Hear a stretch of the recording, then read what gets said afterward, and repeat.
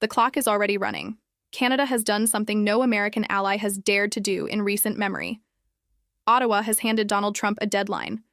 Not a suggestion, not a diplomatic nudge, not the politely worded frustration that usually passes for pressure in international trade circles.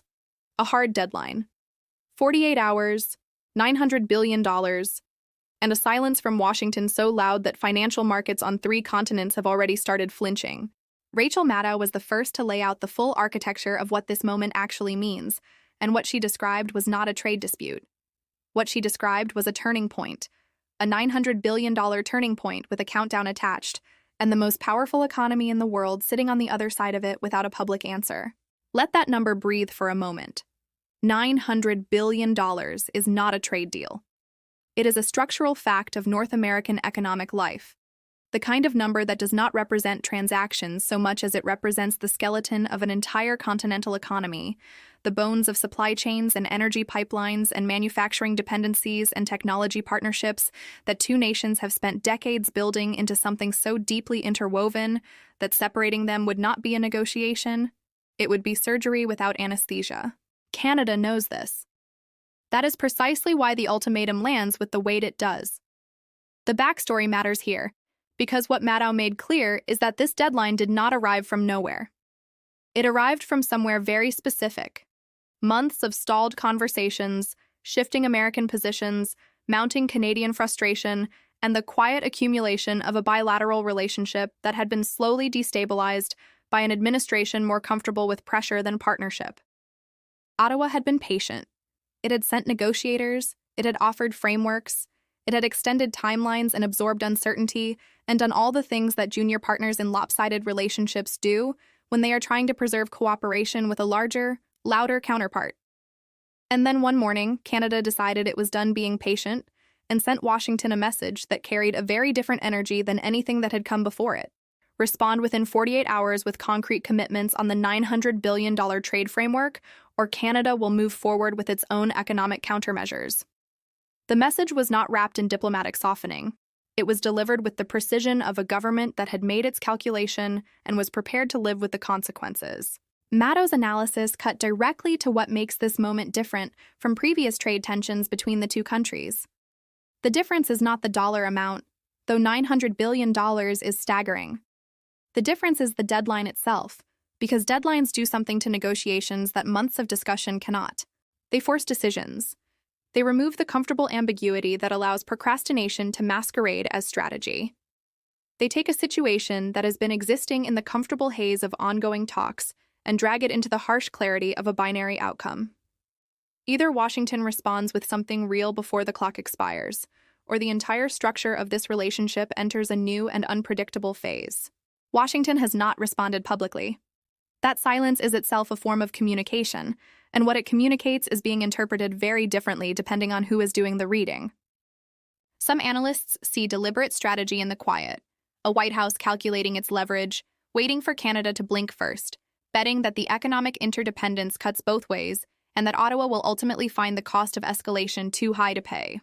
This is the traditional reading of Trump-era negotiation tactics, the art of the counter-pressure, of letting the other side sit with their own deadline long enough to doubt it.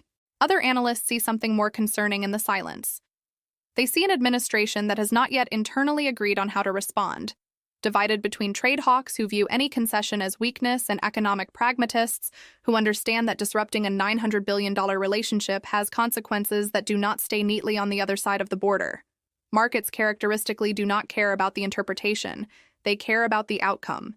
And in the absence of an outcome, they have begun expressing their anxiety in the only language they know.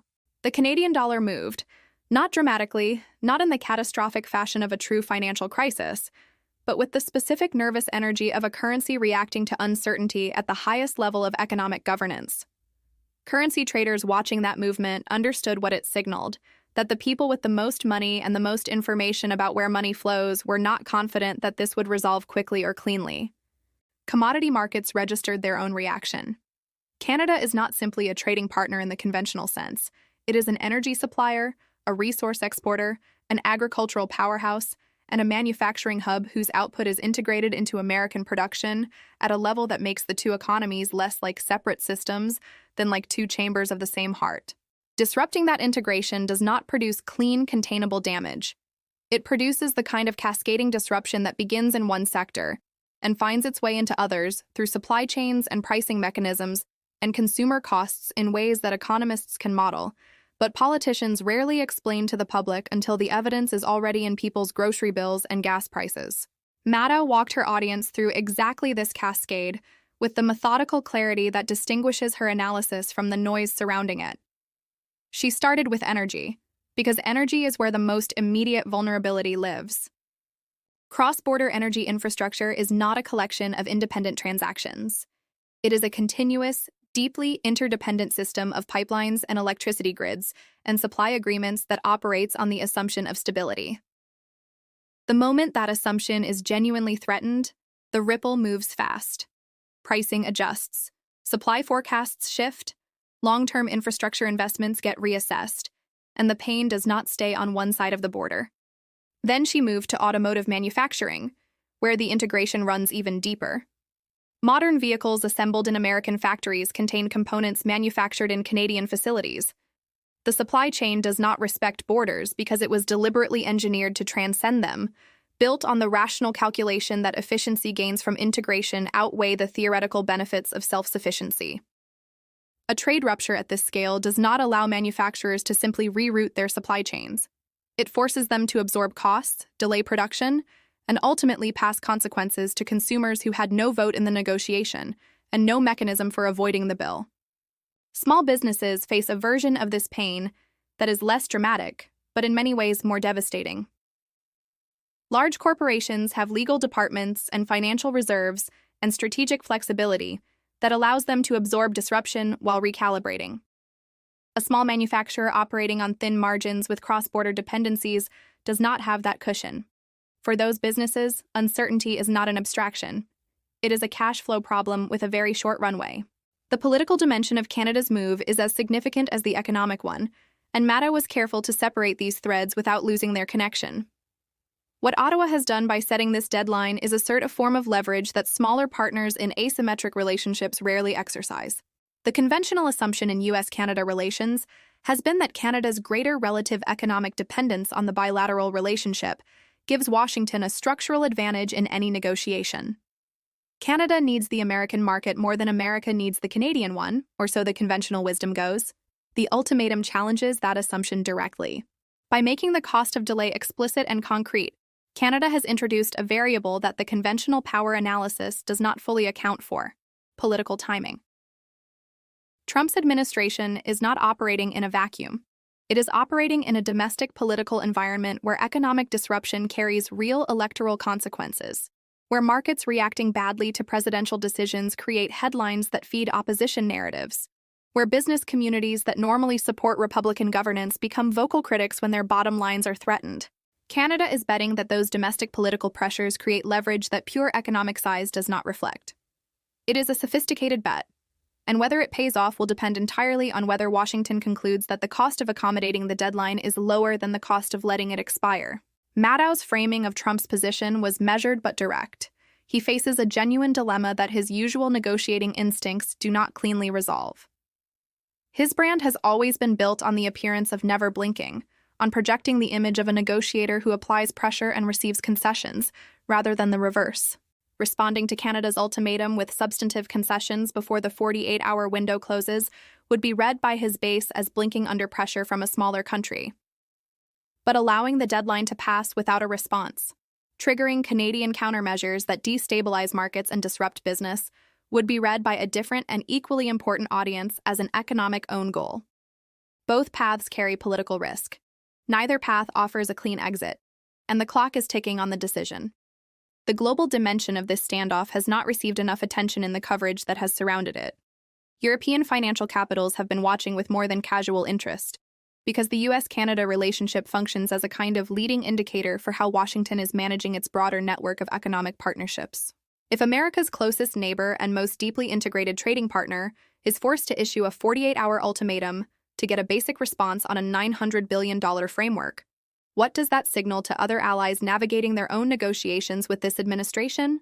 The answer to that question is being calculated in Brussels and Tokyo and Seoul right now. And the calculations are influencing investment decisions and alliance calculations that extend far beyond North American trade.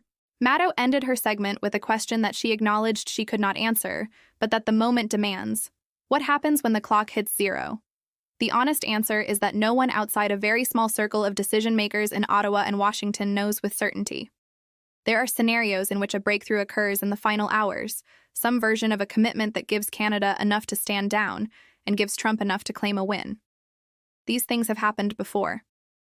There are scenarios in which the deadline passes, and Canada's countermeasures begin, slowly at first, then with gathering momentum, in a pattern that both sides understand will be costly and painful to reverse. And there are scenarios in which the deadline itself becomes the subject of negotiation, extended or reframed in a way that preserves the appearance of resolution, while the underlying disagreements remain unresolved. What is not a scenario is one in which this moment passes without consequence.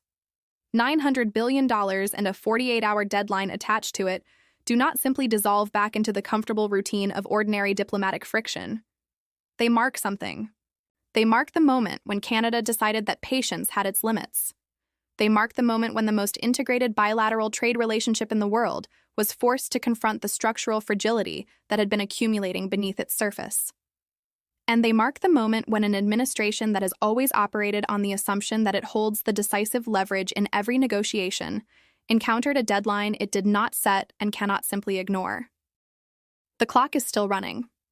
Washington has not answered, and the world is waiting to find out what a $900 billion silence sounds like when it finally breaks.